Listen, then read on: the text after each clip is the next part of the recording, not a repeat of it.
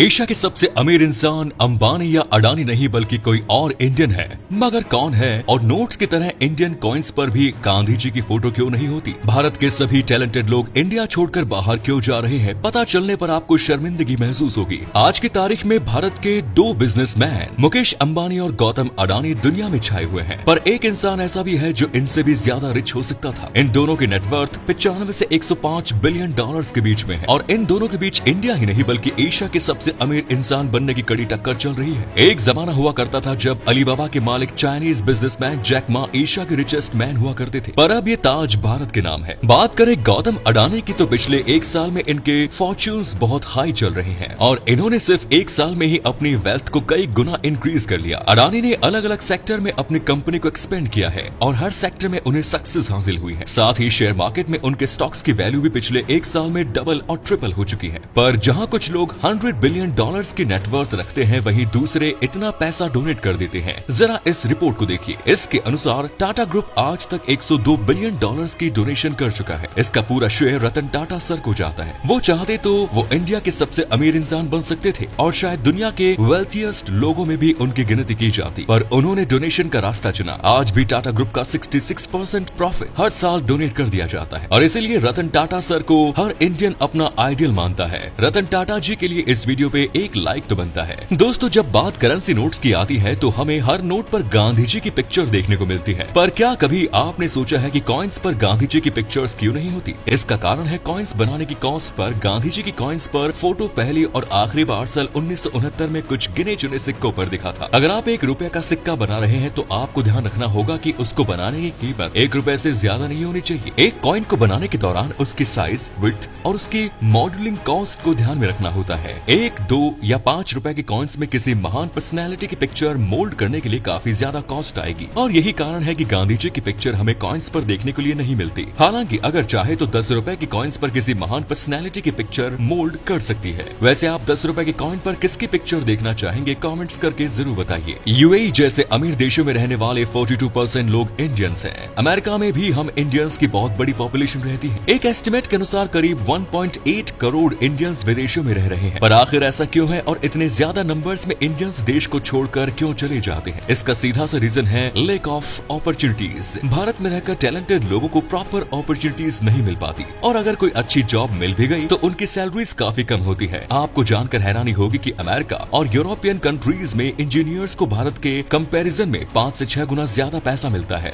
दूसरी बात यह कि भारत एक डेवलपिंग कंट्री है और हमारे देश में क्वालिटी एजुकेशन की भारी कमी है और वर्ल्ड क्लास हॉस्पिटल्स भी नहीं है। जब टैलेंटेड स्टूडेंट्स को कोई बड़ी डिग्री करनी होती है तो वो अमेरिका और यूरोप की यूनिवर्सिटीज का रुख करते हैं। अंत में कई लोग ऐसे भी होते हैं जो रिच लाइफस्टाइल को एंजॉय करने और टैक्स बचाने की खातिर फॉरेन कंट्रीज चले जाते हैं। क्या आप जानते हैं कि 7up का नाम आखिर 7up ही क्यों रखा गया? I mean, वो 8up या 9up भी तो रख सकते थे। तो ये कहानी है साल 1929 से शुरू। ये वही साल था जब चार्ल्स लैपियर ग्रीग ने इस ड्रिंक को पहली बार बनाया। उस समय चार्ल्स ने इसका नाम बिब लेबल लिथिएटेड लेमन लाइम सोडा रखा था, पर जैसा कि आपने नोटिस किया होगा कि ये नाम काफी टफ और अजीब है। यही कारण है कि बाद में इसका नाम 7up लिथिएटेड लेमन सोडा रख दिया गया और 1936 तक इस नाम को शॉर्ट करके 7up रख दिया गया। 7up को लेकर एक पॉपुलर मिथ ये है कि इसका pH लेवल 7 से ज्यादा होता है, इसीलिए इसे 7up नाम दिया गया है। हालांकि ये बात बिल्कुल गलत है। इसका pH लेवल सिर्फ 3.79 होता है। असल में 7up ड्रिंक 7 इंग्रेडिएंट से मिलकर बनी होती है और इसे खोलते ही उसके बबल्स ऊपर की ओर यानी कि अप होने लगते हैं। इसके नाम के पीछे यही लॉजिक लगाया गया था। आप जानते ही होंगे कि एप्पल अपने आईफोन्स के साथ एयरपोर्ट्स देना बंद कर चुकी है। यहाँ तक कि अब तो वो फ्री का चार्जर भी नहीं दे रहे। पर फ्रांस में एप्पल की ये मनमानी नहीं चलती। यहाँ एप्पल को अपने आईफोन्स के साथ एयरपोर्ट्स देने ही पड़ते हैं। इसका रीजन है फ्रांस का सख्त कानून। फ्रांस का कानून कहता है कि जो भी स्मार्टफोन कंपनी फ्रांस में अपना स्मार्टफोन सेल करेगी उसे उसके साथ हैंड्स फ्री डिवाइस तो जरूर देनी होगी। इससे उनके नागरिक डायरेक्ट फोन को कान के पास ले जाकर बात नहीं करेंगे और वो रेडिएशन के हार्मफुल इफेक्ट से दूर रहेंगे। शुरुआत में तो एप्पल ने इस कानून की अनदेखी करके फ्रांस में बिना आईपोर्ट्स के आईफोन बेचने की कोशिश की, पर फ्रांस की गवर्नमेंट ने उन्हें साफ कर दिया कि अगर वो रूल्स फॉलो नहीं करेंगे तो उन्हें अपने फोन सेल्स नहीं करने दिए जाएंगे। फिर क्या था, एप्पल को फ्रांस में अपने आईफोन्स के साथ एयरपोर्ट्स इंक्लूड करने ही पड़े। दोस्तों, सभी सोशल मीडिया प्लेटफॉर्म्स पर प्रोफाइल पिक्चर सर्किल ही क्यों होती है? पहले ये स्क्वायर हुआ करती थी, लेकिन फिर फेसबुक अपनी साइट पर एक अपडेट लाया और उन्होंने प्रोफाइल पिक्चर को सर्कल कर दिया। रीजन ये था कि जब कोई इंसान सर्कल प्रोफाइल पिक्चर पर अपना फेस डालता है तो पूरा फोकस फोकस उसके फेस पर ही होता है। इसके बाद तो सभी सोशल मीडिया प्लेटफॉर्म्स ने फेसबुक की इस स्ट्रेटेजी को कॉपी किया और आज हमें हर जगह सिर्फ सर्कल प्रोफाइल पिक्चर्स ही देखने को मिलती है। दोस्तों जरा इस फोटो को देखिए, इसमें हमें आसमान में 5 प्लैनेट्स एक स्ट्रेट लाइन में दिख रहे हैं। आपको बता दूं कि ये नजारा काफी खास है और ऐसा 18 साल बाद देखने को मिला, और ऐसा नेक्स्ट टाइम कब होने वाला है इसकी कोई गारंटी नहीं। तो भाइयों, once in a lifetime event को ध्यान से देख लो। तो कैसे लगे ये फैक्ट्स? मजा आया तो वीडियो को लाइक करना ना भूले। Thanks for watching.